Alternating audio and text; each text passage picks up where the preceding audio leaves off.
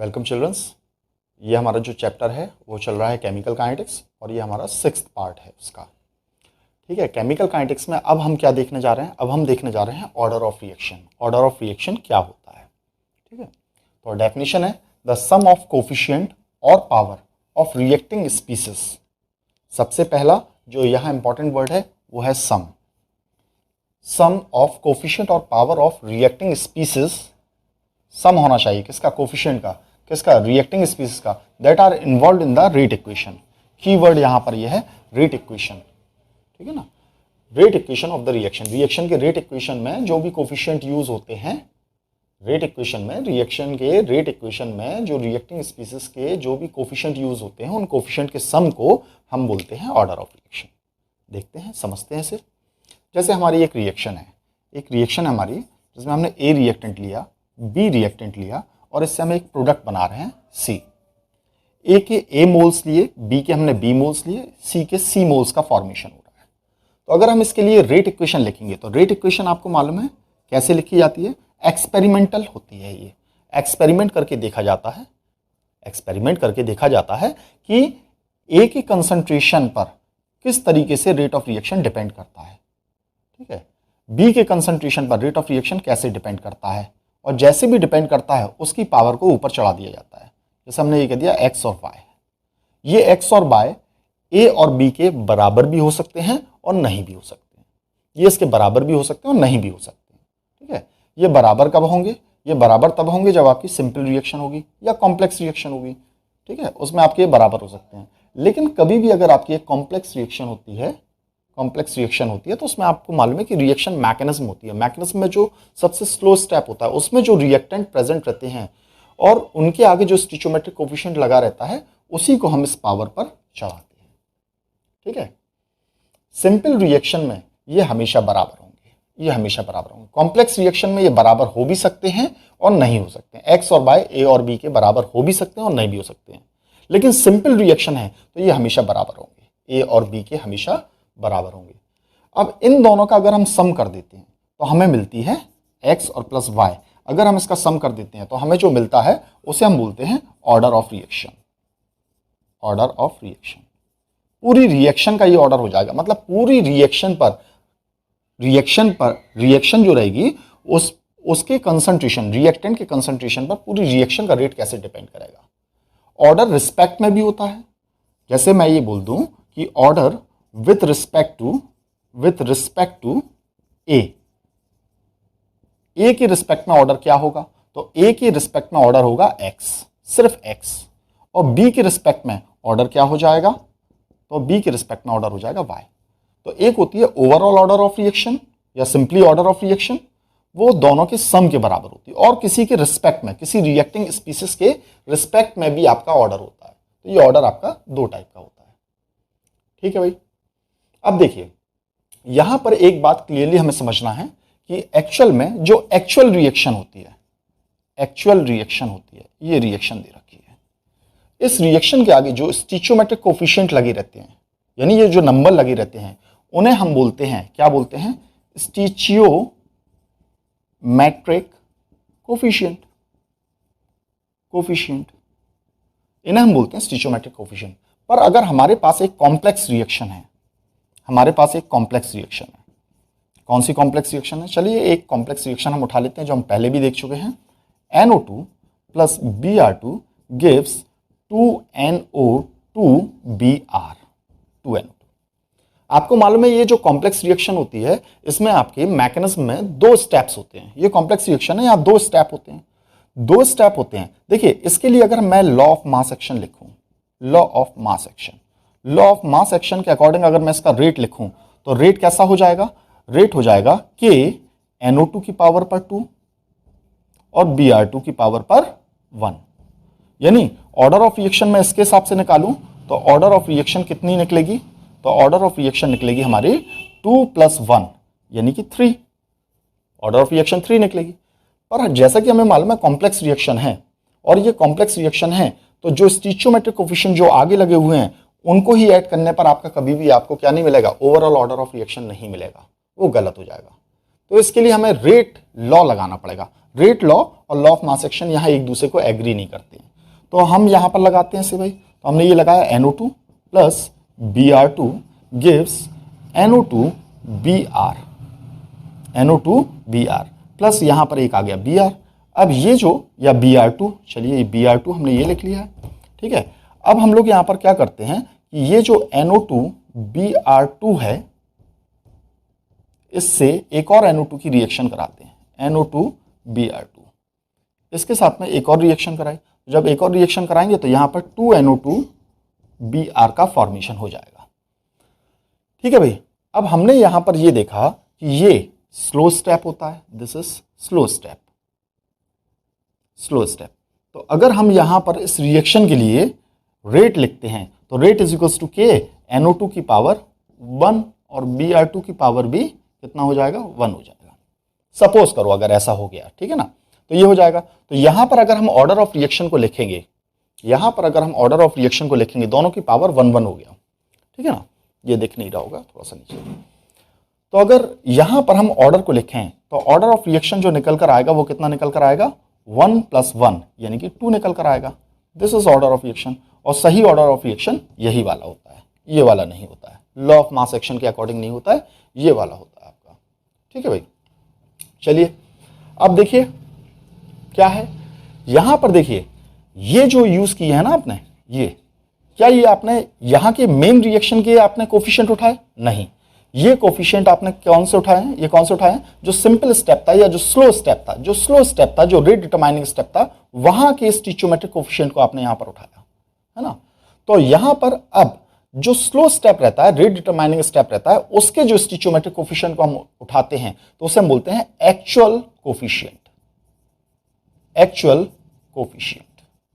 तो actual coefficient क्या होता है, एक्चुअल कोफिशिएंट, यहां पर मेन बात ये आती है कि एक्चुअल कोफिशिएंट क्या होता है। तो रेट लॉ में जो पावर चढ़ी रहती है, रेट लॉ में रिएक्टिंग स्पीसीज पर जो पावर चढ़ी रहती है उसे हम बोलते हैं एक्चुअल कोफिशिएंट। तो एक्चुअल कोफिशिएंट और स्टिचोमेट्रिक कोफिशिएंट दोनों सेम होते हैं सिंपल रिएक्शन में, लेकिन कॉम्प्लेक्स रिएक्शन में एक्चुअल कोफिशिएंट अलग होता है, स्टिचोमेट्रिक कोफिशिएंट अलग होता है। वो भी सेम हो सकते हैं कुछ एक रिएक्शन में, लेकिन जहां पर भी ये अलग अलग हैं, एक्चुअल रिएक्शन में आपका जो नंबर आ रहा है और रेट कांस्टेंट में जो नंबर आ रहा है, अगर वह अलग अलग आ रहा है तो जो एक्चुअल कोफिशिएंट होता है उससे उसके सम को हम क्या बोलते हैं, उसके सम को हम बोलते हैं ऑर्डर ऑफ रिएक्शन। तो आप कहेंगे यहां एक्चुअल कोफिशिएंट क्यों नहीं लिखा है? तो जो हमने यहां पर रेट इक्वेशन लिख रखा है, रेट इक्वेशन लिख रखा है, तो सिंपली कोफिशिएंट से आपका काम चल जाएगा, ठीक है। अगर रेट इक्वेशन नहीं लिखते तो हम कहते हैं sum of actual coefficient of reacting species in the reaction involve in the reaction is termed as order of reaction, ठीक है भाई। ये वाली चीज होती है आपकी। अब जो ऑर्डर ऑफ रिएक्शन होती है, जो ऑर्डर ऑफ रिएक्शन होती है, इसे अगर देखा जाए तो ये कितने टाइप की होती है। अब हमें इस बात को समझना है कि ऑर्डर ऑफ रिएक्शन कितने टाइप की होती है, ठीक है ना। तो ऑर्डर ऑफ रिएक्शन एक नंबर है, आपको मालूम है, ये एक नंबर आ रहा है। सिंपली जो रेट लॉ रहता है उसमें आपकी रिएक्टिंग स्पीसीज की जो पावर रहती है उसके नंबर को जोड़ दिया जाता है, और नंबर को जोड़ने पर जो कुछ भी आपका निकल कर आता है उसे हम बोलते हैं ऑर्डर ऑफ रिएक्शन, ठीक है ना भाई, उसे हम बोलते हैं ऑर्डर ऑफ रिएक्शन। तो ऑर्डर ऑफ रिएक्शन क्या है, एक नंबर है, और ये नंबर क्या क्या हो सकता है। तो ऑर्डर ऑफ रिएक्शन 0 भी हो सकती है, ये कोई भी एक होल नंबर हो सकता है, होल नंबर, ठीक है, ये फ्रैक्शनल भी हो सकती है, और ये नेगेटिव भी हो सकती है, ठीक है ना। तो ये कुछ भी हो सकता है, ये 0 भी हो सकता है ऑर्डर ऑफ रिएक्शन, ये होल नंबर भी हो सकता है, ये फ्रैक्शनल भी हो सकता है, ये नेगेटिव भी हो सकता है। अब एक एक करके हमें इन्हें समझना है। तो हमारे कोर्स में जो है वो हमारा है 0 order, first order, second order और थर्ड ऑर्डर भी है, पर इस बार कोर्स में नहीं है हमारा, ठीक है ना, लेकिन फिर भी हम इन्हें थोड़ा थोड़ा जानेंगे। तो अब हमें यहां पर ये देखना है, एक एक करके इन ऑर्डर्स को यहां पर देखना है। तो सबसे पहले हम लोग थोड़ा सा नेगेटिव ऑर्डर के बारे में जान लेते हैं, नेगेटिव ऑर्डर ऑफ रिएक्शन। तो देखो बच्चों, एक चीज यहां पर समझ लेना कि जो नेगेटिव ऑर्डर रहता है ओवरऑल ऑर्डर कभी भी नेगेटिव नहीं हो सकता है। Overall order of reaction can never be negative, never be negative, overall कभी भी नहीं हो सकती है नेगेटिव, ठीक है ना। तो फिर नेगेटिव हम कैसे करें? देखिए, order with respect to a specific reactant, order with respect to specific reactant can be negative,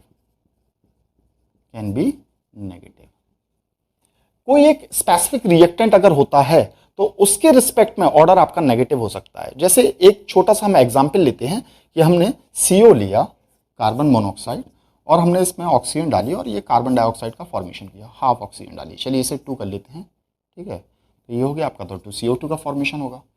अब देखिए क्या होता है इस रिएक्शन के अंदर, हमने ये ऑब्जर्व किया है कि हमें नाइट्रोजन थोड़ी सी डालनी पड़ती है। नाइट्रोजन क्यों डालनी पड़ती है? देखिए इस रिएक्शन में हाई नाइट्रोजन कंसंट्रेशन या नाइट्रोजन का प्रेशर, हाई प्रेशर ऑफ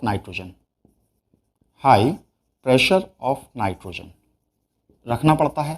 तो ये रिएक्शन कैसी होती है? बहुत फास्ट होती है, ठीक है। तो जब हम नाइट्रोजन का यहाँ पर कंसंट्रेशन या प्रेशर और कंसंट्रेशन यहाँ एक ही बात है, गैसेस के कंसंट्रेशन को हम हमेशा प्रेशर में एक्सप्रेस करते हैं, ठीक है ना। तो नाइट्रोजन का प्रेशर हमने कैसा कर दिया? हमने हाई कर दिया। तो ये हाई कर दिया तो इसका मतलब ये होता है कि जो CO कार्बन मोनोऑक्साइड है इसका पार्शियल प्रेशर लो कर दिया, पार्शियल प्रेशर लो हो जाएगा। भाई इसका प्रेशर हाई हो जाएगा तो इसका मतलब इसका पार्शियल प्रेशर लो हो जाएगा। तो CO कार्बन मोनोऑक्साइड का जब पार्शियल प्रेशर लो होता है तो रिएक्शन फास्ट होती है। ये रिएक्शन कैसी होती है? फास्ट होती है, बहुत तेजी से रिएक्शन होती है, ठीक है ना। अब सपोज करो हम यहाँ कार्बन मोनोऑक्साइड का अमाउंट बढ़ा दें। हमने भाई कार्बन मोनोऑक्साइड का अमाउंट बढ़ाया, तो अगर कार्बन मोनोऑक्साइड का अमाउंट बढ़ा रहे हैं और रेट ऑफ रिएक्शन अगर आपकी बढ़ रही है तो हम ये कहेंगे भाई इस पर डिपेंड कर रही है। लेकिन कार्बन मोनोऑक्साइड का अगर हमने यहाँ पर प्रेशर बढ़ाया तो अब देखिए इसका प्रेशर लो ना होकर क्या होगा? हाई हो जाएगा। हाई हो जाएगा तो रिएक्शन क्या हो जाएगी? स्लो, क्योंकि रिएक्शन के लिए फेवरेबल कंडीशन क्या है? कार्बन मोनोऑक्साइड का प्रेशर कैसा रहे? लो। अगर हमने कार्बन मोनोऑक्साइड के प्रेशर को बढ़ा दिया, प्रेशर कैसे बढ़ाएंगे? कार्बन मोनोऑक्साइड और डालेंगे, मतलब कार्बन मोनोऑक्साइड का कंसंट्रेशन बढ़ा रहे हैं। तो अगर हमने कार्बन मोनोऑक्साइड के कंसंट्रेशन को इसमें बढ़ाया तो ये कार्बन मोनोऑक्साइड के कंसंट्रेशन को बढ़ाने पर नाइट्रोजन का प्रेशर लो हो जाएगा, रिएक्शन कैसी हो जाएगी? स्लो हो जाएगी। या रिएक्शन फास्ट कब होती है? जब कार्बन मोनोऑक्साइड का प्रेशर लो हो, और जब आपने अमाउंट बढ़ा दिया तो ये क्या हो जाएगा? हाई हो जाएगा, प्रेशर हाई हो जाएगा तो ये रिएक्शन क्या हो जाएगी? स्लो। तो कुल मिलाकर देखिए ये एक रिएक्टेंट है और रिएक्टेंट के कंसंट्रेशन को बढ़ाने पर, कंसंट्रेशन प्रेशर बढ़ाने का मतलब होता है कंसंट्रेशन को बढ़ाने पर रिएक्शन हमारी क्या हो रही है? रिएक्शन हमारी स्लो हो रही है। इसका मतलब कार्बन मोनोऑक्साइड के कंसंट्रेशन पर, नेगेटिव पावर पर आपकी ये रिएक्शन डिपेंड कर रही है। इसका कंसंट्रेशन बढ़ा रहे हो, रेट ऑफ रिएक्शन क्या हो जा रही है? स्लो हो जा रही है। तो इसका मतलब क्या हुआ? इसके नेगेटिव पावर पर डिपेंड कर रही है। इसे बढ़ाते हो रेट ऑफ रिएक्शन स्लो हो जाती है तो नेगेटिव हो गई, अगर कंसंट्रेशन पर डिपेंड नहीं करेगी तो जीरो हो जाएगी, ठीक है ना। तो ऑर्डर ऑफ रिएक्शन का मतलब यही होता है कि ये कैसे डिपेंड कर रहा है। तो ये नेगेटिव भी हो सकता है, आपने ये केस देखा, ये आपका नेगेटिव भी हो सकता है।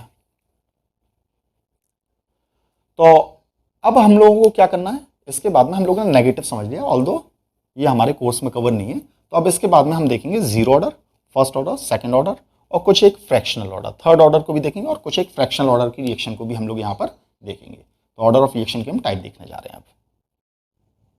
तो अब हम देखने जा रहे हैं zero order reactions. Zero order reactions क्या होती हैं? देखिए भाई, हमने किसी एक रिएक्शन में A+B ये रिएक्टेंट लिए और इससे हमारा प्रोडक्ट का फॉर्मेशन हो रहा है। तो हमारा जो रेट रहेगा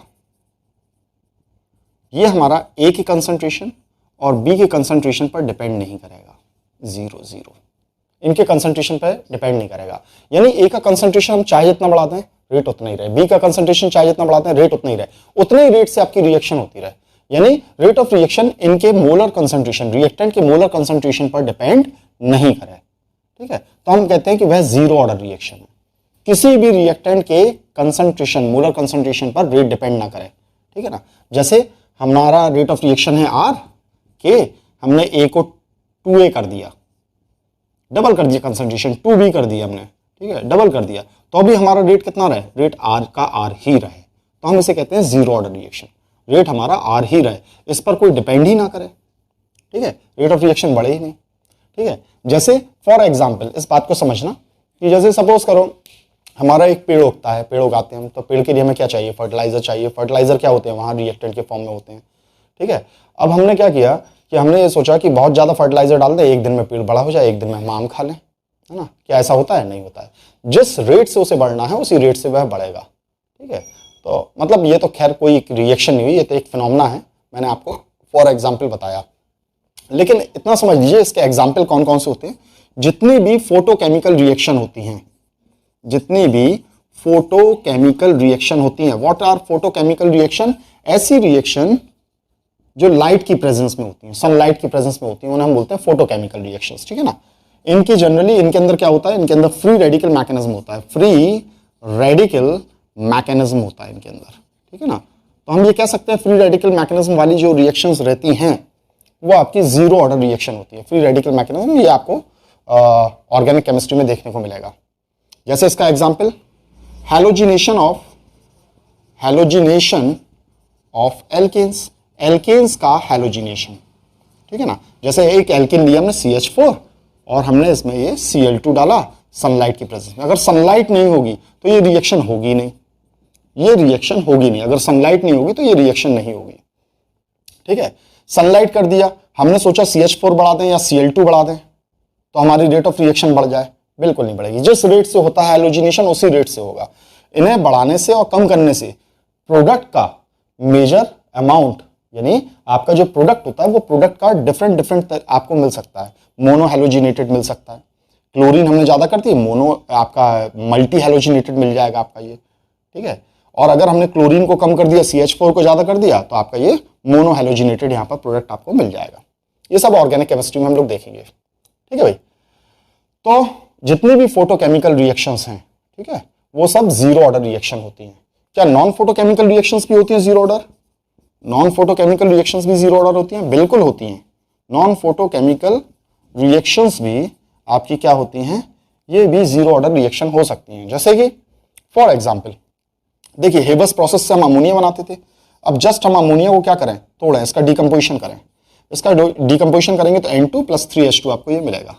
ये रिएक्शन के लिए हमें यहाँ पर कैटलिस्ट चाहिए पड़ता है प्लेटिनम, ठीक है। और ये रिएक्शन जीरो ऑर्डर होती है, यानी NH3 आप चाहे जितना ले लो, जिस रेट से ये टूट रहा है उसी रेट से टूटता रहेगा। जिस रेट से N2 का फॉर्मेशन हो रहा है, नाइट्रोजन का, हाइड्रोजन का फॉर्मेशन हो रहा है, उसी रेट से फॉर्मेशन होता रहेगा। क्यों? इसका क्या रीजन है भाई?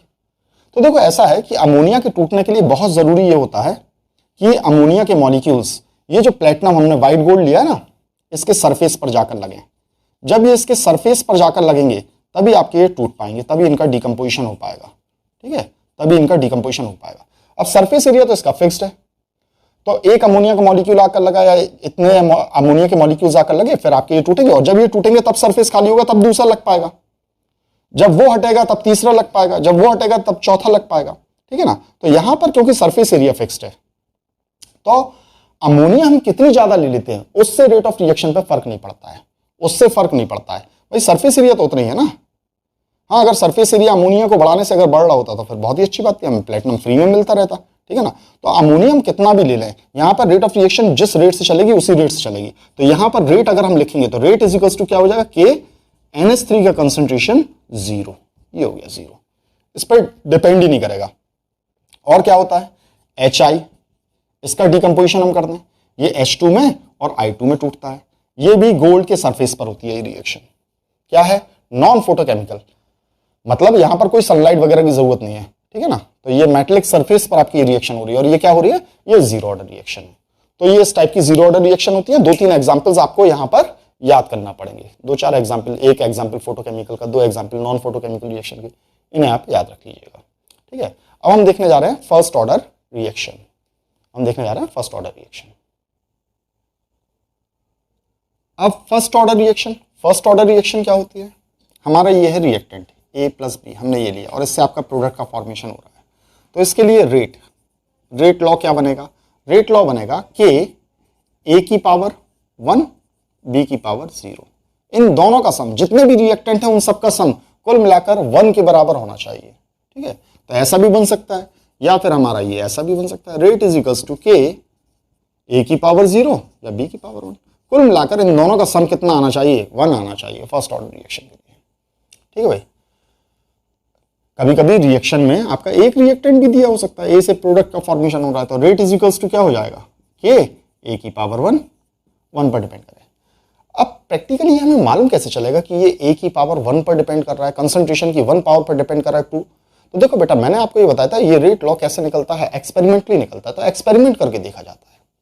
ठीक है, जैसे वो आपका ए का कंसंट्रेशन लेते हैं, ए का उन्होंने 1 यूनिट कंसंट्रेशन या कुछ भी आपका ले लिया कंसंट्रेशन, ठीक है ना, ए का कुछ कंसंट्रेशन ले लिया उन्होंने, ये लिया है, पावर 1 पर डिपेंड है, तो रेट हमारा आर निकल रहा है। अब ए को उन्होंने डबल कर लिया, कंसंट्रेशन को उन्होंने डबल कर लिया, ठीक है ना, और ये के है और ये आर है, तो 2 की पावर 1 कितना आएगा, 2 ही आएगा। तो आप क्या लिखोगे, 2 और के और ए को वैसे ही लिख दो, ठीक है ना। इतने को आप क्या बोलते हो, आर ही तो बोलते हो, अभी तो आपने देखा आर बोलते हो। तो यहां पर अब नया रेट कितना हो गया, 2R, पिछले के डबल। यानी कि अगर आपने इसे डबल किया तो यहां पर रेट भी क्या हो रहा है, डबल। इसका कंसंट्रेशन ट्रिपल करोगे तो ये क्या हो जाएगा, 3R, 4 करोगे कितना हो जाएगा, 4R हो जाएगा। तो इसमें क्वेश्चन से हम कैसे समझते हैं, हम ऐसे समझते हैं कि वो ये कहते हैं कि एक रिएक्टेंट है और एक रिएक्टेंट है अगर आपका, अगर हमने उसका कंसंट्रेशन डबल किया रेट भी डबल हो गया, ट्रिपल किया रेट ट्रिपल हो गया, ठीक है। तो डबल करने पर अगर हमने डबल किया तो हम क्या कर दें कि ये 2 ही रहे, तो बनी बात है, इसकी पावर पर 1 लगा दें।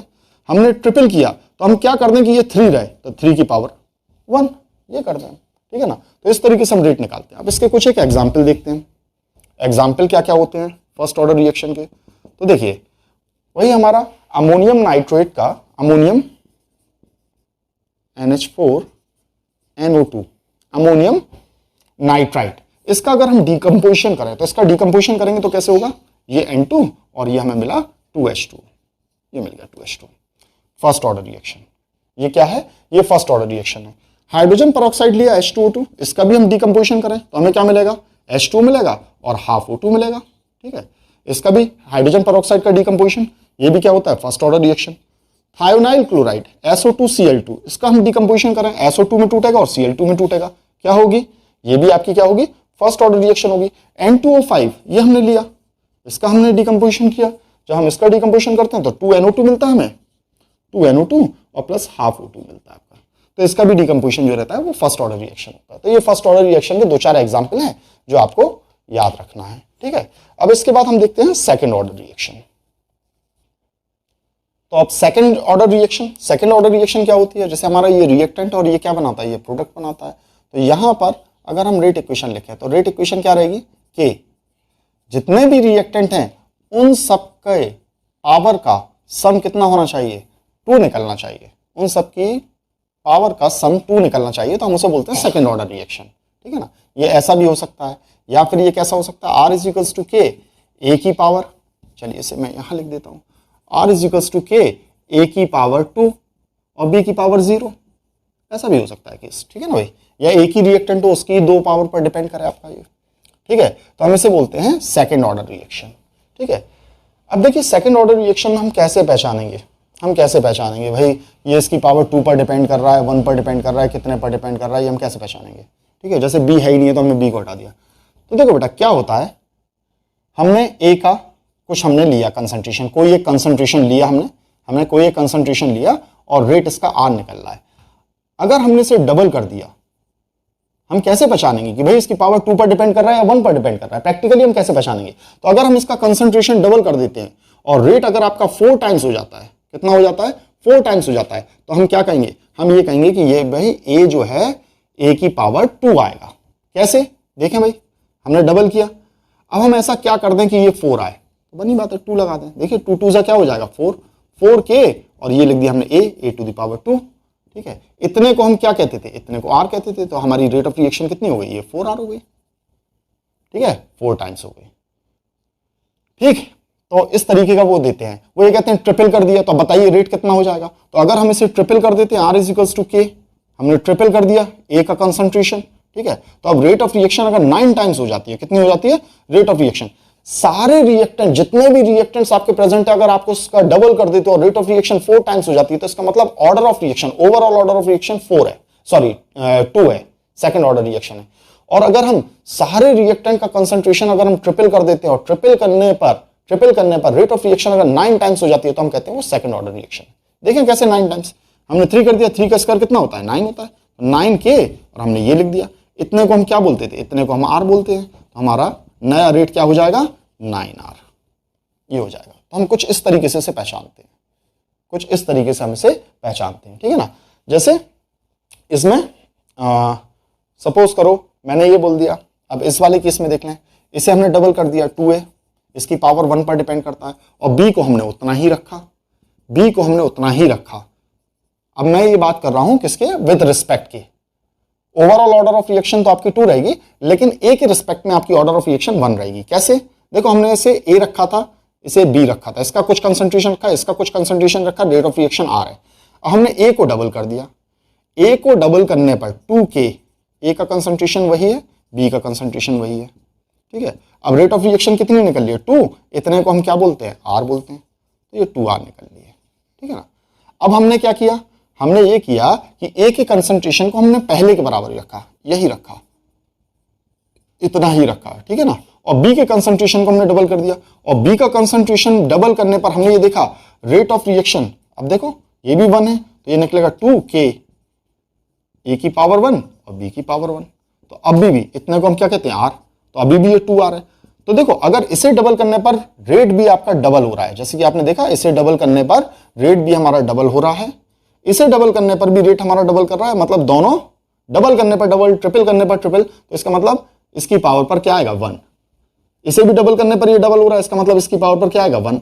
दोनों को जोड़ दो, दोनों रिएक्टेंट एक ही रिएक्शन के, दोनों के सम को जोड़ दो, तो ओवरऑल ऑर्डर ऑफ रिएक्शन कितनी निकल रही है, सेकंड ऑर्डर रिएक्शन निकल रही है। जैसे इसका एग्जांपल होता है एल्कलाइन, अगर हम यहां पर हाइड्रोलिसिस करते हैं किस चीज का, ईस्टर का, CH3 COO C2H5, हमने ये ले लिया NaOH, ठीक है ना।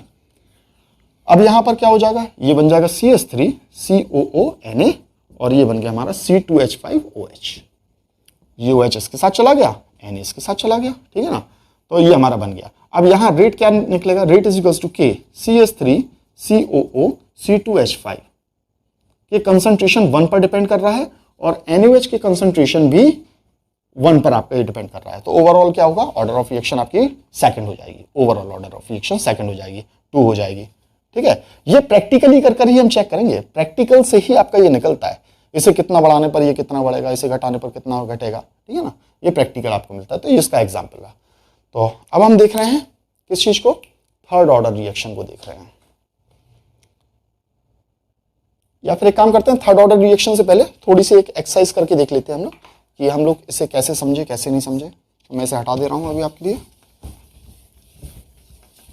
चलिए देखिए, सपोज करो एक ये रिएक्शन है, एक रिएक्शन में वो ये कह रहा है, वो क्या कहता है, वो आपसे कहता है कि अगर हम ए रिएक्टेंट को डबल करते हैं, अभी पावर इसके बारे में कुछ भी नहीं मालूम है, वो आपको स्टेटमेंट देता है कि ए को अगर हम डबल करते हैं, ए को हमने डबल किया, ए रिएक्टेंट को हमने कितना किया, हमने डबल किया, और जो हमारा रेट है 32 टाइम्स इंक्रीज हो जाता है, 32 टाइम्स, कौन, रेट हमारा 32 टाइम्स इंक्रीज हो जाता है डबल करने पर, ठीक है ना। और बी जो है हमारा, इसे अगर हम डबल करते हैं, इसे हम क्या करते हैं, डबल करते हैं, या डबल की जगह चलिए ट्रिपल ले लेते हैं, ट्रिपल, हम इसे ट्रिपल कर लेते हैं, हमने इसे ट्रिपल कर दिया, ट्रिपल करने पर 81 टाइम्स हो जाता है, कौन हो जाता है भाई, रेट। बताइए ए के रिस्पेक्ट में ऑर्डर ऑफ रिएक्शन क्या होगी, बी के रिस्पेक्ट में ऑर्डर ऑफ रिएक्शन क्या होगी, और ओवरऑल ऑर्डर ऑफ रिएक्शन क्या होगी। ये एक्सपेरिमेंटल डाटा दे दिया उन्होंने कैलकुलेट करके, ठीक है। चलिए देखते हैं, रेट इज इक्वल्स टू के ए की पावर, हमने ये चेक किया, जब हमने इसे रखा तो इसकी रेट ऑफ रिएक्शन, जब हमने इसका कुछ कंसंट्रेशन रखा तो रेट ऑफ रिएक्शन इसकी आर होगी, के ए की पावर, ठीक है ना। अब देखो हमने इसे डबल किया, 2a कर दिया, तो आपकी ये रेट ऑफ रिएक्शन कितनी हो गई, उन्होंने कहा 32 टाइम्स हो गई है, 32। तो देखिए डबल करने पर कितनी हो रही है, 32 टाइम्स, तो 2 की पावर पर हम कितना चढ़ा दें कि ये 32 हो जाए, ये कैसे चेक करेंगे, कुछ नहीं है, 2 का मल्टीप्लाई करते हैं, 2 इंटू 2 कितना हो गया 4, 4 इंटू 2 कितना हो गया 8, 8 इंटू 2 ये कितना हो गया आपका 16, 16 इंटू 2 कितना हो गया 32। बस जितने 2 हो उन्हें ऐड कर लो, इसके मैथमेटिकल तरीके भी होते हैं, लेकिन अभी सिंपलेस्ट फॉर्म से आप समझो इसे। 1 2 3 4 5, यानी 2 हम कितने टाइम्स कर दें, 5 टाइम्स कर दें, तो आपका 32 आ रहा है। तो इसका मतलब क्या हुआ, इसका मतलब यह हुआ ये a की पावर कितने पर डिपेंड कर रहा है, 5।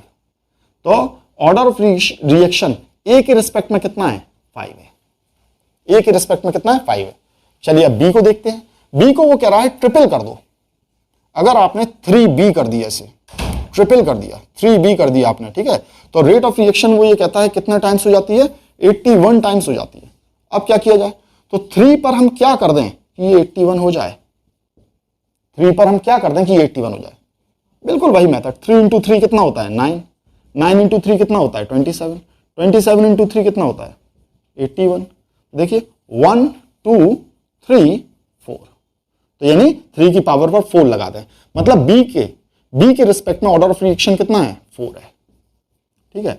ओवरऑल ऑर्डर ऑफ रिएक्शन कितना है, ए के रिस्पेक्ट में 5 है, बी के रिस्पेक्ट में 4 है, ओवरऑल ऑर्डर ऑफ रिएक्शन कितना है 5 + 4 9, ये ऑर्डर ऑफ रिएक्शन आपका निकला, ठीक है भाई। तो हम कुछ इस तरीके से ऑर्डर ऑफ रिएक्शन को निकालते हैं, ये प्रैक्टिकल तरीकों से, ठीक है ना।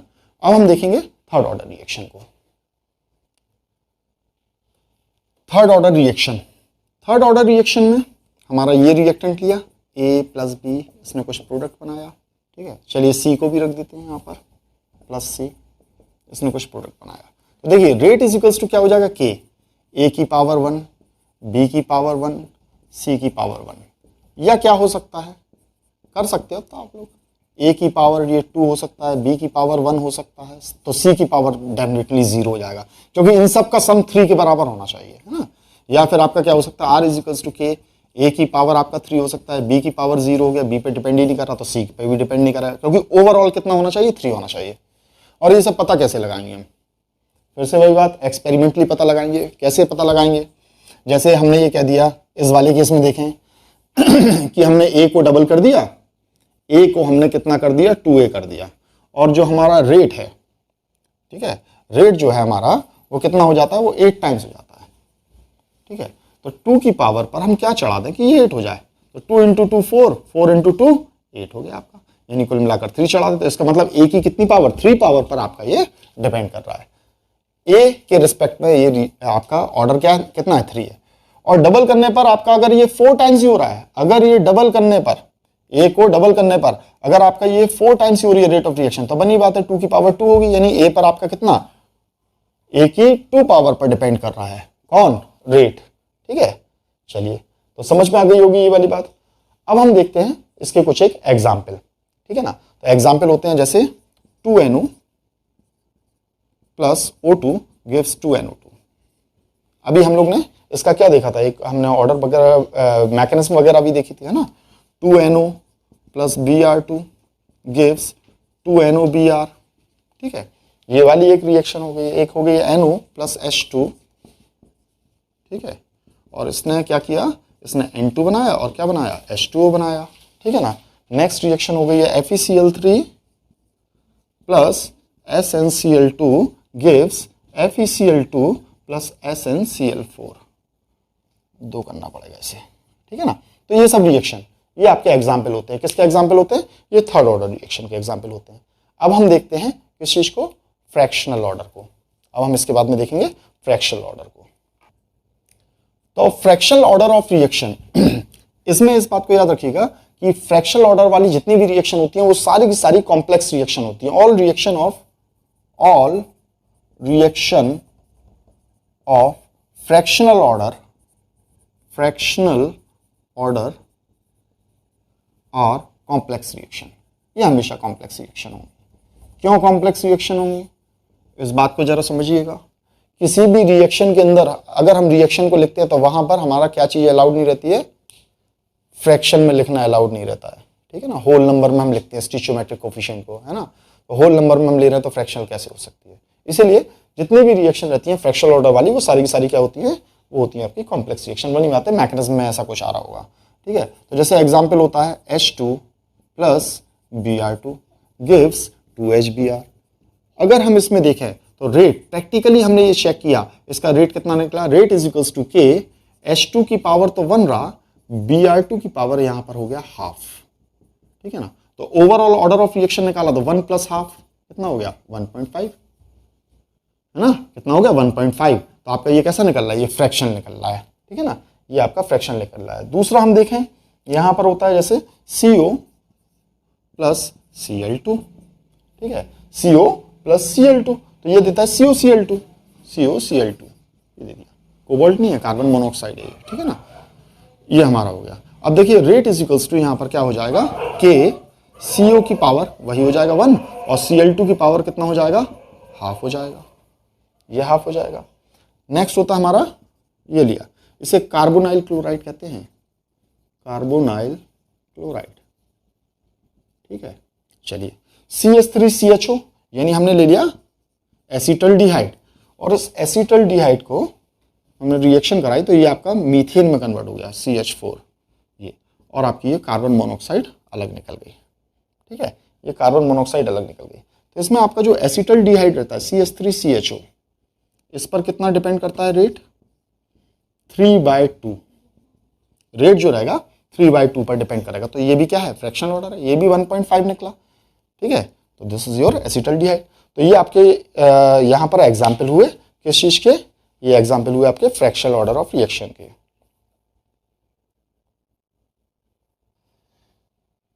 तो अब हम यहाँ पर इसके कुछ एक एक्सरसाइज को देखने जा रहे हैं, कुछ एक डिफरेंट टाइप की एक्सरसाइज, वो एक्सरसाइज भी आपको कुछ ना कुछ सिखाएगी। देखिए, जैसे हमारे पास में एक प्रॉब्लम है, the possible mechanism for the reaction, एक रिएक्शन दी है 2NO + O2 गिव्स 2NO2, इसकी मैकेनिज्म उन्होंने दे रखी है, ये मैकेनिज्म है, ये फास्ट स्टेप है और ये स्लो स्टेप है। NO + O2 gives NO3, NO3 + NO gives NO2, ठीक है ना। चलिए, वो ये कहता है predict the rate law and order of reaction, rate law predict करिए, ऑर्डर ऑफ रिएक्शन प्रिडिक्ट करिए। एक बार वीडियो को पॉज करके आप लोग कोशिश करके देखिएगा, ठीक है, फिर मैं इसका सॉल्यूशन आपको बताता हूं। चलिए अब देखते हैं हम सॉल्यूशन को। देखिए, सबसे पहले अगर हमें रेट लॉ निकालना है, तो रेट लॉ निकालना तो हमारे लिए बहुत आसान है। हम ये जानते हैं जो हमारा स्लो स्टेप होता है, ये स्लो स्टेप होता है, उसके रिएक्टेंट को लिख दीजिए और उस पर जो भी आपका स्टिचोमेट्रिक कोफिशिएंट लगा हो बस उसी स्टिचोमेट्रिक कोफिशिएंट को चढ़ा दीजिए। तो कुछ भी नहीं लगा है तो बनी बात है 1 चढ़ जाएगा। ठीक है, और रेट लॉ को देकर ऑर्डर ऑफ रिएक्शन निकालना, अरे आप कहेंगे बहुत आसान है, ऑर्डर ऑफ रिएक्शन कितना आ जाएगा, आपने कितना निकाला भाई, बनी बात है 2 निकाला होगा, है ना, 2 निकाला होगा, 2 आ गया निकल कर, है ना। लेकिन ये गलत है। क्यों गलत है, जरा मैं इस चीज को समझाने जा रहा हूं। देखिए भाई, रिएक्टेंट हमारा कौन है, NO है, बिल्कुल NO है। NO3 है क्या रिएक्टेंट में, मेन रिएक्शन में, NO3 नहीं है ना। जब NO3 नहीं है तो ये NO3 यहां पर कैसे लिखा जा रहा है, ये कैसे लिखा जा रहा है NO3, तो बनी बात है ये NO3 कहां से आ रहा है, ये बीच में बन रहा है, ये बीच में बन रहा है, देखिए ये बीच में बना, पर मेन में तो नहीं है ना, मेन में नहीं है तो फिर आप इसे नहीं ले सकते हो, आप इसके हिसाब से ऑर्डर ऑफ रिएक्शन नहीं बता सकते हो। तो कभी भी अगर मेन रिएक्टेंट में अगर कोई नहीं है तो, और वह इंटरमीडिएट में बन रहा है, वह कहां बन रहा है, वह अगर इंटरमीडिएट में बन रहा है तो फिर आप उसके लिए आप रेट लॉ तो लिख सकते हो, रेट लॉ तो लिख सकते हो, लेकिन ऑर्डर ऑफ रिएक्शन आप उससे कभी भी नहीं निकालोगे, इस बात को याद रखना। तो फिर क्या किया जाए, तो किया ये जाए कि ये NO3 किससे बन रहा है, ये तो रिएक्टेंट से बन रहा है ना, हाँ NO रिएक्टेंट है और ऑक्सीजन भी रिएक्टेंट है, इनसे तो बन रहा है, तो ये NO3 इन दोनों से बन रहा है और इस पर मेन आपका 2NO2 बनने का रेट डिपेंड कर रहा है। तो ये जिससे बन रहा है ये उस पर कैसे डिपेंड करता है, NO3 जिससे बन रहा है उस पर कैसे डिपेंड करता है, तो NO2 भी तो इस पर डिपेंड करने लगेगा कहीं ना कहीं से, इनडायरेक्टली। NO2 का फॉर्मेशन, दोनों NO2 का फॉर्मेशन NO3 पर डिपेंड कर रहा है, NO3 इस पर डिपेंड कर रहा है, तो कुल मिलाकर इनडायरेक्टली ये भी तो इस पर डिपेंड कर रहा है, इन पर डिपेंड कर रहा है, इन दोनों पर डिपेंड कर रहा है। तो चलिए देखते हैं क्या कर सकते हैं हम इसके लिए। तो हमारा इसमें हमेशा जहां भी आपका NO3 बन रहा है, यानी जो आपका ये एक्स्ट्रा वाला आ रहा है, ये एक्स्ट्रा वाला, ये एक्स्ट्रा वाला है क्योंकि ये मेन रिएक्शन में नहीं है, तो ये जिस भी रिएक्शन में या जिस भी स्टेप में बन रहा हो उस स्टेप के लिए हमेशा आप यहां पर इक्विलिब्रियम कांस्टेंट लिख लेना। इक्विलिब्रियम कांस्टेंट कैसे लिखा जाता है, K is equals to product का कंसंट्रेशन और अगर उसके पावर पर कुछ हो तो वो चढ़ा देना, जो भी आगे लिखा हो, जो भी स्टिचोमेट्रिक कोएफिशिएंट लिखा हो उसे पावर पर चढ़ा देना, ठीक है ना। प्रोडक्ट का कंसंट्रेशन अपॉन रिएक्टेंट का कंसंट्रेशन, NO का कंसंट्रेशन और O2 का कंसंट्रेशन, और अगर इनके आगे कोई स्टिचोमेट्रिक कोएफिशिएंट लिखे हो वो भी पावर पर चढ़ा देना, पर यहां तो कोई लिखे नहीं है तो कोई प्रॉब्लम वाली बात ही नहीं है, ठीक है ना। तो अब देखिए हमने ये लिखा NO3 का कंसंट्रेशन इज इक्वल्स टू क्या निकल कर आएगा, K NO का कंसंट्रेशन और ये क्या निकल कर आया, O2 का कंसंट्रेशन, ये निकल कर आया ना, ये NO3 की वैल्यू निकल कर आ गई। बस इस वैल्यू को उठाकर इसकी जगह रख देना है, इसे उठाकर यहां रख देना है। कैसे रखेंगे, तो ये हमारा हो जाएगा R is equals to K, NO3 की जगह हम ये रख देंगे। तो चलिए हमने इसे मान लिया K1, तो इसे मान लिया K, ठीक है ना। तो ये हो गया आपका K1 इंटू के, भाई ये भी एक कांस्टेंट है और ये भी एक कांस्टेंट है, दोनों कांस्टेंट मिलकर क्या बना लेंगे, नया कांस्टेंट K1 इंटू के इज इक्वल्स टू मान लो K डैश। ये भी कांस्टेंट है, ये भी कांस्टेंट है, मिलकर एक नया कांस्टेंट बन गया, कोई प्रॉब्लम वाली बात नहीं है। तो हमने ये कर दिया K डैश, और ये क्या हो गया आपका, ये दोनों आ जाएंगे इसकी जगह। तो आप क्या लिख दोगे, आप क्या लिख दोगे, पहले हम O2 को लिख देते हैं, चलिए O2, और ये लिख दिया हमने NO। ये NO हमने किसका लिखा, इसका लिखा, और ये NO इसका ऑलरेडी था, इस NO को हमने यहां लिख दिया। अब देखिए 2 NO हो गए हैं K डैश, तो हमने, और एक O2 है, O2 की पावर 1 हो गई, और NO 2 है तो इसकी पावर कितनी हो गई 2। तो यहां पर देखिए अब ये आपका एक्चुअल रिएक्टेंट से, एक्चुअल जो रिएक्टेंट है उससे आपका रेट लॉ बन रहा, उस पर डिपेंडेंसी आपकी समझ में आई है, ठीक है ना। और यहां पर ऑर्डर ऑफ रिएक्शन अगर आप निकालोगे तो ऑर्डर ऑफ रिएक्शन कितना निकल कर आएगा, तो ऑर्डर ऑफ रिएक्शन निकल कर आएगा 2 + 1 3, जबकि यहां पर हमारा ऑर्डर ऑफ रिएक्शन कैसा निकल कर आ रहा था।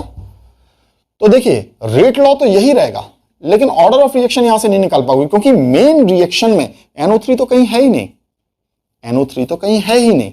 जब NO3 नहीं है तो फिर आप उसे मेन रिएक्शन में नहीं है तो उसके ऊपर डिपेंडेंसी नहीं, वो मेन रिएक्टेंट पर कैसा डिपेंड करता है उस चीज को यहां पर आप रिजॉल्व कर लिखते हो, तब ऑर्डर ऑफ रिएक्शन निकालते हो। अब ये ऑर्डर ऑफ रिएक्शन सही है 3। नॉर्मली बच्चों को दिया जाए तो वो क्या करते हैं, कहते हैं अरे रेट लॉ स्लो स्टेप से निकलेगा, कर दो, जोड़ दो, वही ऑर्डर ऑफ रिएक्शन है। नहीं, ये गलत हो जाएगा, ये निकलेगा आपका, ठीक है भाई। तो अब ये आपका, हम एक और यहां पर न्यूमेरिकल को देखने जा रहे हैं या क्वेश्चन को देखने जा रहे हैं। Consider the decomposition of hydrogen peroxide, बहुत ध्यान से पढ़िएगा। Consider the decomposition of hydrogen peroxide in alkaline medium which is catalysed by iodide ion. 2H2O2 OH negative, ये एल्कलाइन मीडियम हो गया, ये 2H2 और प्लस O2 का फॉर्मेशन करता है। और वो ये कहता है this reaction takes place in 2 step, ये 2 स्टेप में होती है, ये स्लो स्टेप हो गया, ये फास्ट स्टेप हो गया। Right rate law and order of reaction. क्या आप लोग कर सकते हैं, लिख सकते हैं? वीडियो पॉज करके कोशिश करिए। चलिए अब देखते हैं हम इसे, ठीक है। तो जो स्लो स्टेप होता है, आपको मालूम है रेट लॉ लिखना कितना आसान है, R = K, और आप क्या लिखोगे, H2O2 का कंसंट्रेशन और I नेगेटिव का कंसंट्रेशन। अरे ये तो पिछली वाली कंडीशन आ गई, I नेगेटिव तो यहाँ कहीं है ही नहीं, तो फिर अब हम इसके लिए क्या करेंगे, तो आपको मालूम है आपने क्या किया, अभी वीडियो पॉज करके यही तो किया होगा, या आपने ये लिखा होगा इसके लिए K = ये प्रोडक्ट का कंसंट्रेशन H2O, I नेगेटिव का कंसंट्रेशन, O2 का कंसंट्रेशन अपॉन H2O2 का कंसंट्रेशन, IO नेगेटिव का कंसंट्रेशन। और आपने क्या किया होगा, I नेगेटिव का concentration is equals to K H2O2 का कंसंट्रेशन, ये इस तरफ पहुंच जाएगा, IO नेगेटिव का कंसंट्रेशन, और ये नीचे पहुंच जाएगा। नीचे क्या पहुंचा, H2O का कंसंट्रेशन, O2 का कंसंट्रेशन, यही किया। देखो बेटा I तो है ही नहीं, आप ये कहोगे आपका लॉजिक ये I तो है ही नहीं मेन रिएक्शन में, तो हमें तो इसके टर्म्स में निकालना पड़ेगा, ये कैसे डिपेंड करेगा। तो देखो बेटा इस रिएक्शन में क्या आयोडीन कहीं बना है, बीच में बना है? नहीं, ये तो हमने ऑलरेडी रिएक्शन में लिया है, आयोडाइड आयन हमने रिएक्शन में लिया है, ये कहीं बना नहीं, तो ये इसके ऊपर कैसे डिपेंड करेगा, ये इसके ऊपर डिपेंड करेगा ही नहीं। हम ज्यादा लेंगे तो ये ज्यादा रिएक्शन होगी, कम लेंगे तो कम होगी। वहां देखिए पिछली वाली रिएक्शन में क्या था, पिछली वाली रिएक्शन में जो NO3 था वो बन रहा था, है ना। पिछली वाली रिएक्शन में जो हमारा NO3 था वो वहां पर बन रहा था, और वो बन रहा था तो उस पर आपका डिपेंड कर रही थी, उस पर आपकी ये रिएक्शन जो थी वो आपकी डिपेंड कर रही थी, है ना। तो मतलब रिएक्टेंट के ऊपर डिपेंड कर रहा था उसका बनना। लेकिन यहां पर I नेगेटिव कहीं बन नहीं रहा है, ये हम ऑलरेडी रिएक्शन में ले रहे हैं, हालांकि मेन रिएक्शन हमने नहीं लिखा, लेकिन देखो यहां पर मेंशन किया ना क्वेश्चन में, आयोडाइड आयन लिया, कैटलाइज्ड बाय आयोडाइड आयन, जो हमने इसे लिया है, तो ये एक रिएक्टेंट है पर कैटलिस्ट है, तो कैटलिस्ट के ऊपर डिपेंड कर रही है। तो हम यहां पर ये चीज नहीं लगाएंगे, ये चीज लगाओगे गलत हो जाएगा। फिर कैसे सॉल्व करोगे, इसे रखोगे तो मालूम बड़ा वो आ जाएंगे जो हमने रिएक्शन में लिए ही नहीं है, वो चीजें निकल कर आ जाएंगी जो रिएक्शन में हमने ली नहीं है। हमने देखिए ऑक्सीजन लिया क्या, वाटर लिया क्या, ये सब तो हमने कुछ लिया ही नहीं, तो ये सब रिएक्शन में उतर कर आ जाएगा। तो ये मेथड हम बिल्कुल भी नहीं लगाएंगे यहाँ पर। यहाँ हम सिंपली क्या कहेंगे, ये रेट लॉ है सीधा सीधा, और ये पावर 1 और ये भी पावर 1 पर डिपेंड कर रहा है, तो ऑर्डर ऑफ रिएक्शन कितनी हो जाएगी? ऑर्डर ऑफ रिएक्शन 2 हो जाएगी, ये 2 हो जाएगी। समझ रहे हो ना हमने ऐसा क्यों किया? हमने ऐसा इसलिए किया है कि देखिए यहां जो आयोडाइड आ रहा है ये हमारा कहीं बीच में बन नहीं रहा है। आप कहोगे यहां तो बन रहा है ना भाई, ये इससे ये कैंसिल आउट हो रहा है। देखो ये यहां से इससे कैंसिल आउट हो गया। जब ये कैंसिल आउट हो गया तो इसका मतलब जितना हमने लिया था उतना ही फिर वापस हमें मिल गया। तो इसका मतलब ये क्या है? ये कैटलिस्ट है, ये कैटलिस्ट है। इसलिए हमने इसे मेन रिएक्शन नहीं दिखाया, जितना था उतना ही बाद में हमें मिल गया, तो ये कैटलिस्ट है, इसलिए हमने यहां पर इसे नहीं दिखाया। और हमने इसे खुद डाला था रिएक्शन में हमने इसे खुद डाला था। ठीक है, तो ये रिएक्टेंट की तरह है, बस हम उसे दिखा नहीं रहे क्योंकि वो कैटलिस्ट है। ठीक है, तो ऑर्डर ऑफ रिएक्शन यहाँ 2 ही निकल कर आएगी, पिछले वाले की तरह नहीं समझना। ठीक है भाई, तो ये आपका ऑर्डर ऑफ रिएक्शन कंप्लीट हुआ। इस पर बेस्ड न्यूमेरिकल्स वगैरह आप लोग लगाइएगा। ठीक है, अब जो नेक्स्ट हमारा टॉपिक रहेगा वो रहेगा मॉलिक्युलरिटी। ऑर्डर ऑफ रिएक्शन और जो मॉलिक्युलरिटी रहता है दोनों ही एक दूसरे के साथ में कुछ एक मतलब रखते हैं, और एक बहुत फेवरेट क्वेश्चन बनता है। फेवरेट क्वेश्चन क्या होता है कि डिफरेंशिएट बिटवीन, या डिफरेंस दीजिए किसके? ऑर्डर ऑफ रिएक्शन और मॉलिक्युलरिटी के बीच में डिफरेंस दीजिए। ठीक है ना, तो उसके लिए ऑर्डर ऑफ रिएक्शन के बारे में भी जानकारी होना जरूरी है। हालांकि अभी ऑर्डर ऑफ रिएक्शन से रिलेटेड आपका रेट कांस्टेंट भी है, अभी हम उसके बारे में बात करना है क्योंकि वो ऑर्डर पर डिपेंड करती है। रेट कांस्टेंट की यूनिट, रेट कांस्टेंट तो हम पढ़ चुके हैं, रेट कांस्टेंट की यूनिट ऑर्डर पर डिपेंड करती है, तो अभी हम उसके बारे में बात करेंगे। ठीक है, तो नेक्स्ट हमारा जो लेक्चर रहेगा उसमें उस चीज़ को हम कवर करेंगे, किसे? मॉलिक्युलरिटी को कवर करेंगे। Thank you.